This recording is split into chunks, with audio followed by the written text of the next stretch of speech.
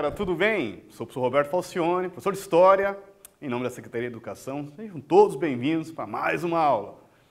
Primeiramente, vou deixar para vocês dois recados muito importantes. Primeiro, antigamente nós tínhamos aquele link da presença, né? Pois bem, agora a atividade no Classroom é que nos dá a presença. Por isso é muito importante, galerinha do primeiro ano, que vocês façam a atividade do Classroom, porque vai computar a presença de vocês.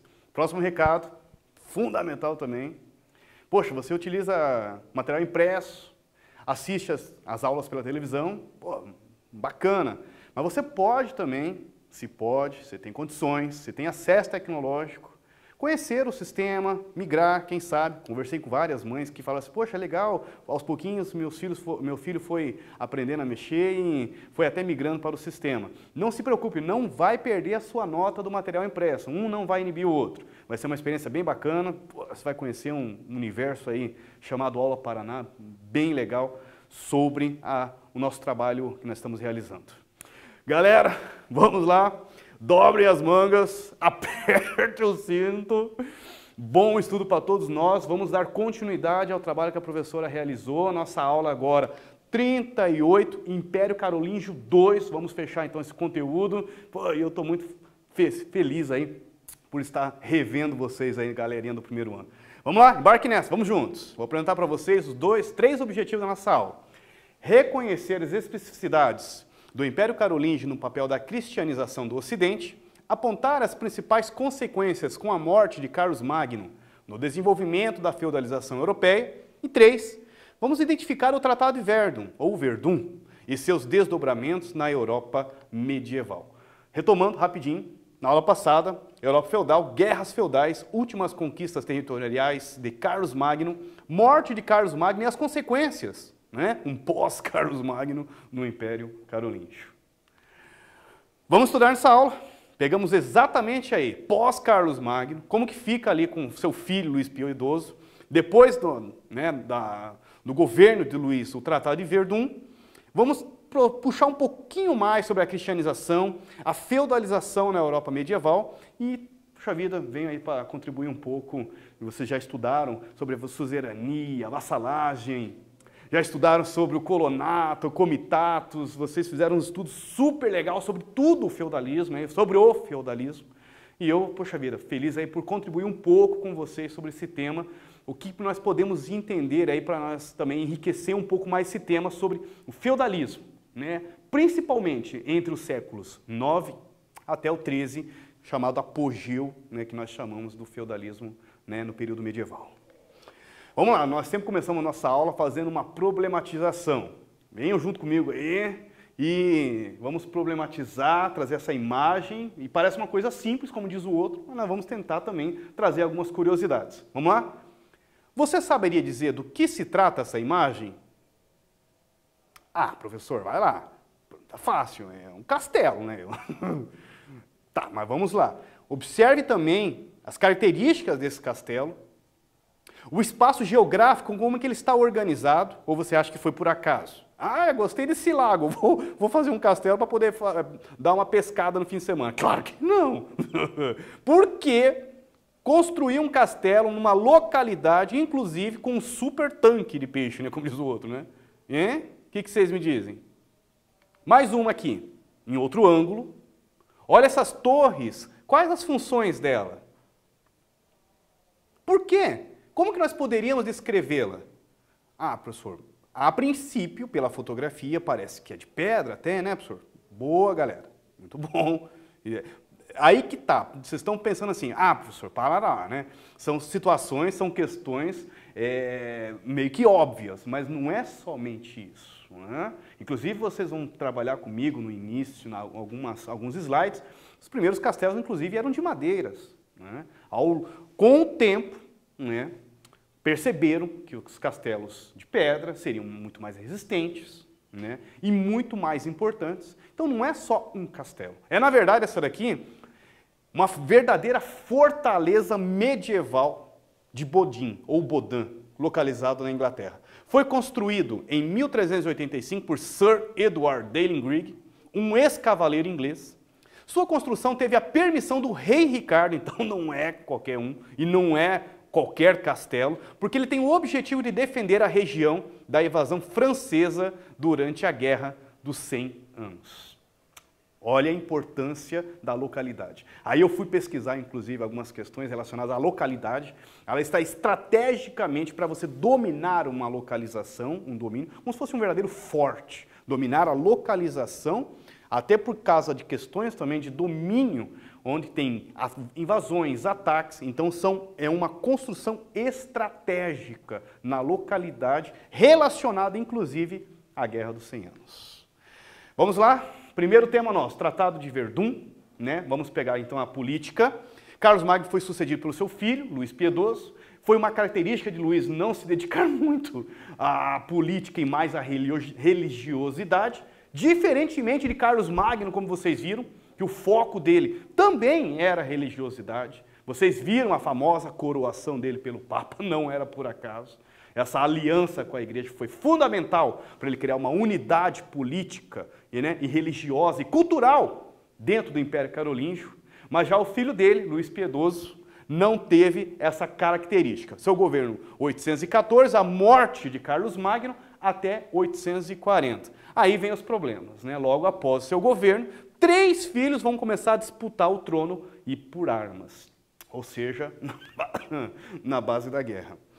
Aí, desculpe, aí vem então, depois de anos de luta, assinam o chamado Tratado de Verdun, em 843, aqui uma representação de Luís o Piedoso, 826, com um poema de Rabanus Maurus sobreposto. Se observar detalhadamente, tá essas letrinhas atrás aqui da representação. Vamos ver o que é o Tratado de Verdun, então.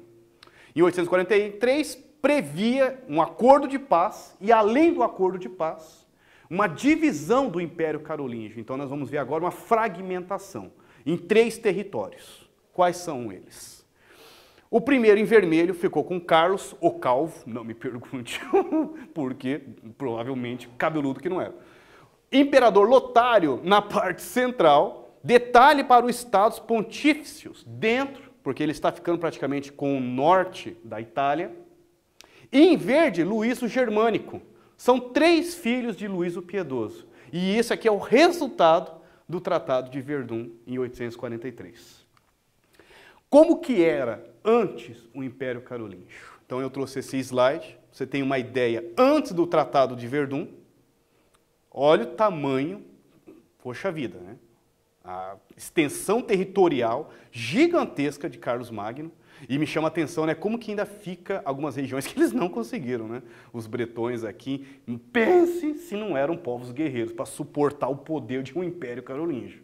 Olha lá, essas regiões, todas elas então localizadas junto. E vocês viram, inclusive, com as aulas passadas, que o Império Carolíngio tinha uma administração dividida em 3 áreas, os condados, as marcas e os ducados. Inclusive dessas 3 divisões territoriais, espécie de subprovíncias, nós podemos pensar assim, só para vocês mais ou menos entenderem essa administração, surgem os chamados títulos nobiliárquicos, né? O conde, o marquês, né? E o duque.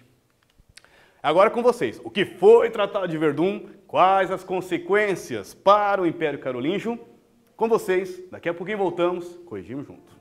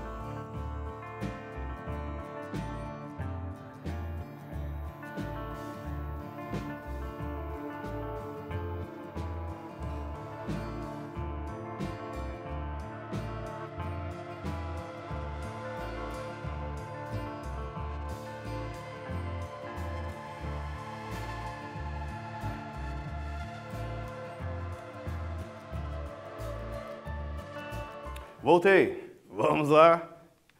O Tratado de Verdun foi um acordo de paz entre os 3 filhos de Luís o Piedoso. Assinado em 843, nesse acordo também constava que o Império Carolíngio ficaria dividido em 3 partes. A parte ocidental de Carlos, a parte oriental de Luís, né, e a parte central, do Mar Norte até o atual centro da Itália, que coube a Lotário. Agora nós vamos para o nosso segundo tema, cristianização no Ocidente. Primeiramente, fazer até uma ponderação, é um tema que se nós pudéssemos, trabalharíamos aqui, como diz o outro, um trimestre. Vocês vão ter algum slides, é uma contribuição com um assunto que, inclusive, acredito que vocês já trabalharam em outras aulas. Então, é uma visão a mais, né, para a gente enriquecer esse tema.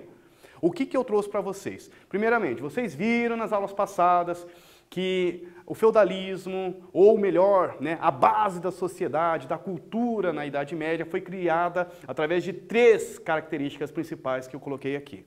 A herança romana, vou até falar do colonato, vocês já viram, não vou, né, destrinchar esse tema. A herança germânica, os chamados comitatos, a ideia da fidelidade entre os guerreiros, que era uma herança germânica ou bárbara aos olhos dos romanos. E em terceiro, que foi um fator muito importante cultural para a Idade Média, o cristianismo. E aí que vem minha contribuição. Como que eu fiz essa pesquisa, o que eu pensei para trazer para vocês nessa ideia da cristianização do Ocidente, né, da Europa medieval. Aqui, inclusive, tem uma imagem de Jesus, me chamou muita atenção essa imagem. Ele não está com uma ideia, né, de tristeza, de dor, de sofrimento crucificado. Pelo contrário, se nós pensarmos nas ideias, os valores, os momentos da Idade Média, aqui vocês vão ver um Jesus como um guerreiro heróico do século X, né? Uma lança fincando num dragão, sob em cima, pisando um leão. É um Jesus heróico, guerreiro, né?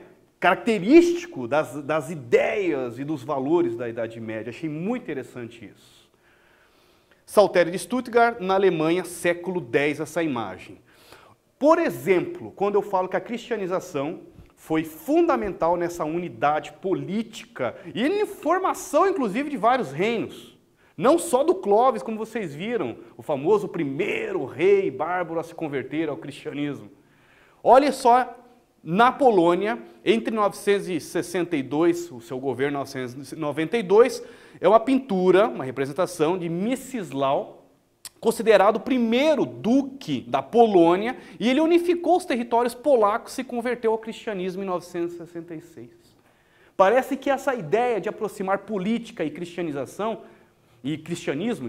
é um dos pontos para nós entendermos como que a cristianização foi consolidando dentro da Europa medieval. É um fator decisivo, inclusive, na formação do Ocidente medieval, segundo o professor Boulos. Olha a próxima imagem aqui. 1861 é uma pintura, né, de 1861, da coroação de Carlos Magno pelas mãos do Papa Leão III. Vocês viram já essa história, né, e ela é extremamente simbólica, porque é o Papa coroando Carlos Magno e dizendo simbolicamente que está tendo, inclusive, uma relação entre Estado e o poder da Igreja. Uma aproximação e uma aliança entre os dois. Não é por acaso que o Papa Leão III coroa Carlos Magno. Então eu trouxe mais essa imagem para nós entendermos o que é a palavra ou o conceito do nosso conteúdo, cristianização do Ocidente. Então a Igreja cristã se tornou uma grande detentora de terras, esse é um outro ponto a nós entendermos nessa cristianização.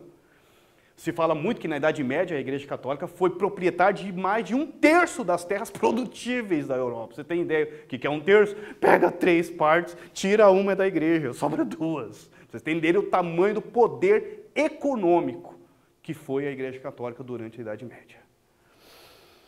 Isso, para criar esse patrimônio, eu vou trazer então 2 respostas. A primeira, desde o século IV, com as invasões bárbaras, ficou uma espécie de uma característica, pessoas entregarem suas terras para a igreja desde o século IV, imagine na Idade Média. Desculpe, imagine o período feudal, né, que vai do século IX, principalmente o apogeu, né, do século IX ao século XIII.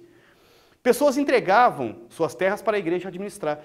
Essa entrega das terras, né, uma espécie de uma doação praticamente, ó, por favor, igreja, administre minhas terras, chamava-se patrocínio.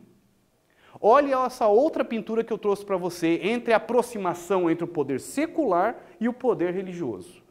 O Papa Adriano, em 772, foi ameaçado por invasores e adivinha quem vai recorrer, ou melhor, quem vai socorrê-lo na proteção de guerra? Carlos Magno correu até Roma para prestar assistência à pintura de 1493. Outra maneira que a igreja também se construiu o seu patrimônio era uma recomendação que foi levada muito à risca, não é? Quando não se tinha filhos, né, havia sempre, deveria deixar a igreja, todo cristão deveria deixar a igreja em testamento, a parte de um filho. Olha que interessante isso. A parte de um filho deveria ser, no testamento, direcionado para a igreja. E caso não tivesse descendente, deveria nomeá-la única herdeira. Então, realmente, a igreja foi, né, como nós podemos entender, uma detentora de terras por doações e também como herança de vários. Vocês vão ver que na Idade Média, principalmente no período feudal, a ideia da usura, ou a ideia mesmo relacionada ao medo do pecado, toda aquela mentalidade medieval do medo de ir para o inferno, muitas pessoas doaram para a igreja seu patrimônio como uma maneira de mostrar também uma tentativa de se eximir dos pecados na terra. Foi também uma das maneiras que aconteceu. Mas volta no que nós estamos falando aqui, doações. A Europa passou por um processo gradual de cristianização, e em vários lugares, e isso é muito importante entender, que não aconteceu de um dia para o outro, abandonar logo de início as suas práticas pagãs. De um dia para o outro a Europa inteira se tornou cristã. Não. Né? E eu vou lembrar uma famosa história, inclusive, para vocês terem uma ideia do que eu estou tentando dizer.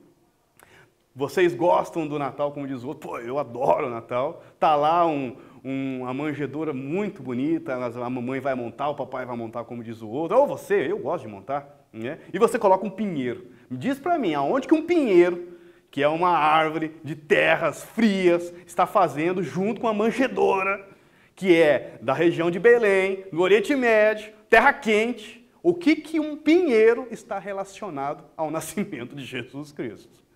Se vocês não sabiam, é uma herança pagã de um deus pagão nórdico relacionado, inclusive, aos povos da Europa. Uma maneira que a igreja encontrou para tentar acabar com o paganismo, primeiro é a proibição. Você está proibido, isso é pecado, vocês não podem cultuar esses deuses, né? O pinheiro, outros tipos de divindades que tinham, né, da religião nórdica. Primeira tentativa é proibir. A segunda é o quê? Ela absorve.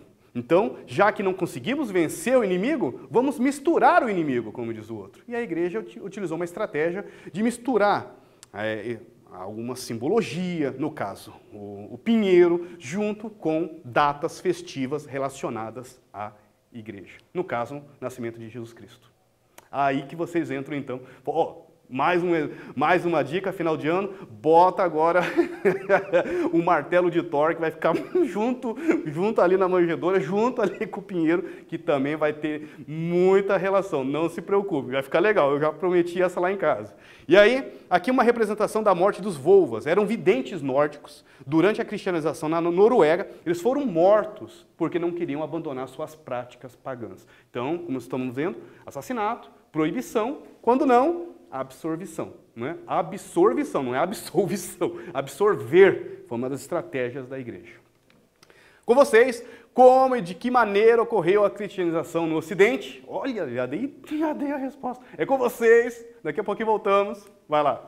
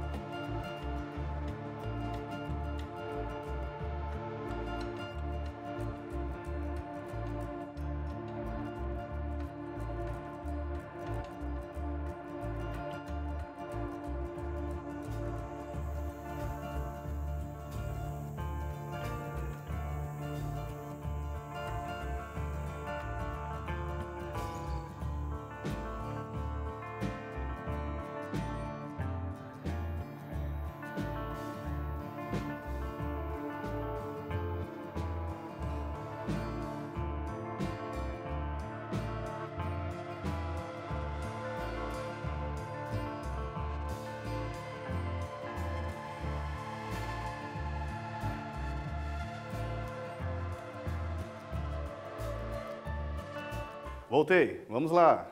Então a Europa passa por um processo gradual, não ia falar lento, gradual de cristianização. Mesmo que nominalmente tenha se convertido ao cristianismo, em alguns lugares não abandonam logo de início suas práticas pagãs, como o Roberto deu exemplo. Ou mesmo acontece o trabalho, aquela estratégia de absorver a cultura pagã dentro da cristianização, que nós demos exemplo do Pinheiro. Pois propiciou a ligação entre romanos e germanos, deu unidade à civilização medieval. Lembrem lá, colonato, comitatus, é a base, né, da sociedade, dos fundamentos da cultura social medieval. Olha, vamos para o nosso terceiro tema para nós finalizar nossa aula. Feudalização e feudalismo na Europa medieval. O que nós entendemos então como uma formação do feudalismo vai do século XI ao XIII e é resultado das novas invasões, das novas invasões bárbaras, né? Em especial, né, bárbaras aos olhos dos europeus, né, vikings, e inclusive das expansões do território árabe, os califados, como vocês viram nas aulas, chegaram a invadir a Europa, não, na área ali da União Ibérica. Para se proteger dessas invasões, os europeus fizeram, né, como nós vamos ver, essa descentralização da política em feudos. O feudo era essa característica de descentralizar a política. O senhor feudal, o senhor, ele é poder máximo dentro do seu feudo. Aqui uma iluminura 1410 com desenho de castelos, camponeses arando a terra. Que legal esse arado, né? É uma pedra em cima para pesar esse arado de madeira, né, para que ele fizesse o sulco, né? É aquele caminho para que o semeador, o camponês, fosse ali semear. Acho muito legal essa imagem. Para montar expedições guerreiras, Carlos Magno pedia auxílio militares aos duques, marqueses, os condes, vocês viram, que em troca do serviço prestado, eles entregavam áreas, né, essas áreas como doações que nós chamamos de feudo. Eu vi que o professor Boulos comenta, inclusive, que a palavra feudo não era somente terras, podia ser até um pedágio. Para você passar por uma rua, você tinha que pagar um feudo, tinha que pagar àquele senhor feudal, que é dono daquele pedágio, uma importância para você transitar. Então, aqui nós temos o termo feudo apenas com uma ideia do castelo, as terras, né? O manso servil, o manso senhorial, os camponeses trabalhando. A gente sempre tem aquela imagem representativa. Eu, como professor de história, tenho.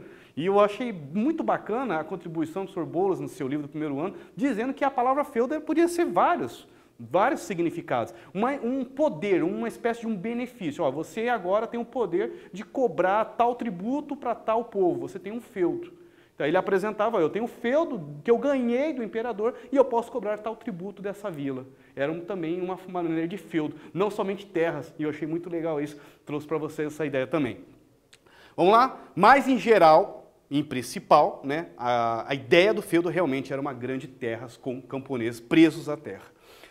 O contrato feudo-vassálico implicava direitos e obrigações recíprocas, vocês já viram essa questão. Se alguma das partes, né, enfim, rompesse, aconteceria a chamada felônia, que era uma espécie de traição, se uma das partes, né, rompesse. Aqui mais uma imagem de um castelo de Porchester, século XI, na Inglaterra, e sempre, após a morte de Carlos Magno, os vassalos dele e seus descendentes passam a fazer o mesmo. Então continua, né, essa política de doações que começa com Carlos Magno. Olha que interessante. Ao receber terras, os cargos ou cargos, os nobres foram se fortalecendo e acontece o que nós chamamos de descentralização política. O poder estava em Carlos Magno, após o Império Carolíngio, inclusive com a fragmentação, continua também essa política de doações em troca de proteção, em troca de guerra e de formação de fidelidade. E assim nós vamos ter então a descentralização política, formando micros poderes, né, dentro da Europa, que nós chamamos de feudo. É com vocês como ocorreu o processo de feudalização na Europa medieval. Relacione com Carlos Magno, vai ser muito importante, e pós-Carlos Magno, nós comentamos, sempre relacionado à terra, né? Daqui a pouquinho voltamos, corrigimos juntos.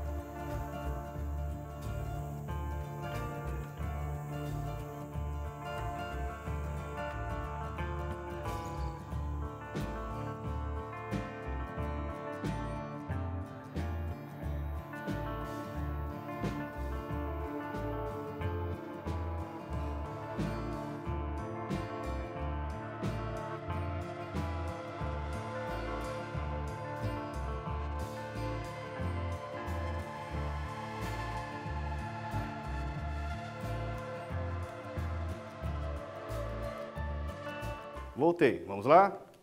Para montar expedições guerreiras, Carlos Magno pedia auxílios militares aos duques, marqueses, condes, e em troca dos serviços prestados, faziam essas doações, né?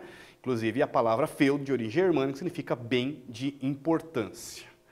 Feudalismo, cada senhor é a autoridade máxima, não é mesmo? Ele julgava seus infratores, ele cobrava impostos, inventava leis, inclusive.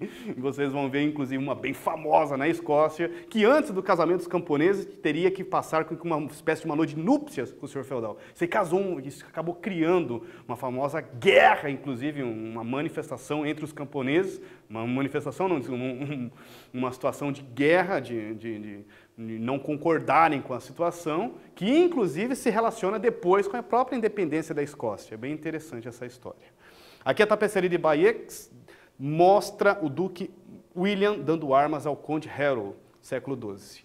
Por isso se diz que o poder político era descentralizado, porque antes nós tínhamos o poder centralizado nas mãos de Carlos Magno, do imperador, Luís Piedoso, e você tem, mas desaparece a figura do rei? Não, é um senhor feudal, também tem o poder lá. E assim como os outros senhores feudais, ele tem os poderes dentro do seu espaço feudo. Só não pensem o feudo apenas como um castelo, como uma muralha. Ele é muito mais do que isso. Ele é um complexo de subsistência impressionante. Inclusive, é uma das características, ser sempre voltado para a subsistência. Tem que plantar tudo, tem que ter tudo para sobreviver lá. Modelo clássico feudalismo, que nós temos essa imagem de ideia de feudo, na verdade, ficou mais correspondente na França e na Alemanha. Isso é um outro ponto muito interessante que o professor Boulos trouxe para nós aqui. Tapeçaria de Bayeux, cena de 23, Harold fazendo juramento sobre relíquias sagradas a Guilherme. Agora, vamos fazer junto essa. A Alta Idade Média foi um período marcado por sucessivas invasões do mundo cristão. Assinale a alternativa correta com relação a essas invasões. É uma questão trazida do Enem, ela é da Universidade Federal do Rio Grande do Sul, e vocês vão ter um tempo aí para responder. A letra A diz que em meados do século VII, após a Batalha de Poitiers, o mundo islâmico avançou por todo o sul da França, penetrando o norte da Itália. B. Durante vários séculos, vikings tentaram sem sucesso pilhar as ricas cidades cristãs. C. Em fins do século IX, sob a pressão crescente das invasões normandas e magiares, surgiram na Europa inúmeros castelos privados fortificados. D. No século IX, francos derrotam Clovis, desintegrando o reino merovingio.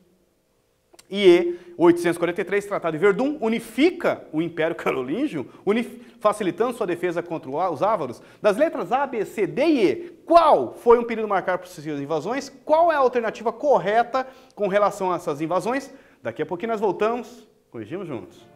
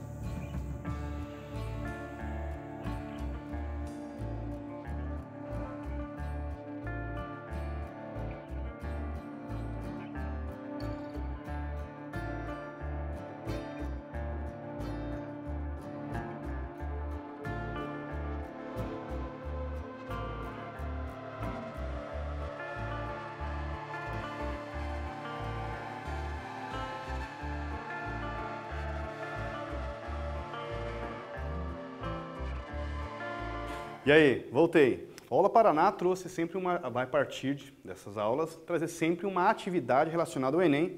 Vocês indo treinando aí, mais um ponto para enriquecer mais ainda nosso trabalho junto com vocês. Vocês já vão se preparando aí que daqui a pouquinho, né, vocês vão ter essa experiência de passar também pelo Enem. Poxa vida, tá aqui então o nosso primeiro momento. E aí, qual que é a resposta, galera? Vocês escolheram a letra A, B, C, D ou E? O correto seria a letra C. Em fins do século IX, sob a pressão crescente das invasões normandas e magiares, surgiram na Europa inúmeros castelos privados fortificados. 5. Essa eu vou fazer junto com vocês. Qual o nome dos títulos dados aos nobres que recebiam o feudo de Carlos Magno como retribuição pela ajuda militar? A. Eram conde, marqueses e reis. B. Abades, marqueses e cavaleiros. C. Cavaleiros, condes e marqueses? Ou letra D, condes, marqueses e duques? Letra A, B, C ou D, galeneiro do primeiro ano? Muito bem, mandou bem, galera. Letra D, como que o professor sabe? Telecinética, meus amigos. Tô achando o quê? Eu tô junto com vocês nessa. Muito bom. Vamos lá, próxima. Sobre a feudalização, vimos que o contrato feudo-vassálico implicava direitos e obrigações recíprocas. O rompimento com o acordo por uma das partes era considerado uma felônia. Meu Deus do céu, o que significa isso, professor? Letra A, confiança. B, traição. C, fidelidade. Ou letra D, proteção. E aí, galerinha do primeiro ano? A, B, C ou D? Muito bem, mandou bem de novo. Letra B, traição. E, inclusive, seria motivo de um rompimento. O rompimento era considerado traição, que vocês viram na nossa aula de hoje. Galera, considerações finais, vocês viram nessa aula, Tratado de Verdun, cristianização, vocês viram um pouquinho, como eu falei, nós precisaríamos de muitas aulas para entendermos todo o processo de cristianização do Ocidente. Feudalização da Europa medieval, feudalismo, também, vocês viram só uma contribuição do Sr. Roberto, meio a tantas aulas que vocês também já trabalharam com as professoras. Olha, Grécia Antiga, próxima aula, revisão, poxa, e curiosamente, foi uma aula que vocês trabalharam comigo sobre a arte e cultura e, poxa vida, em produção em conjunto com os técnicos, a professora Vanessa me acompanhando naquelas aulas lá, muito bem legal. Vocês vão ver comigo a divisão historiográfica, formação da Grécia, Atenas e Esparta, você prefere, guerra médica, referências só, não tenho mais palavras, só agradecimentos por estar junto com vocês nessa aí, novamente. E como sempre, né, galerinha, foco nos estudos, força, fé no coração. Até a próxima, valeu!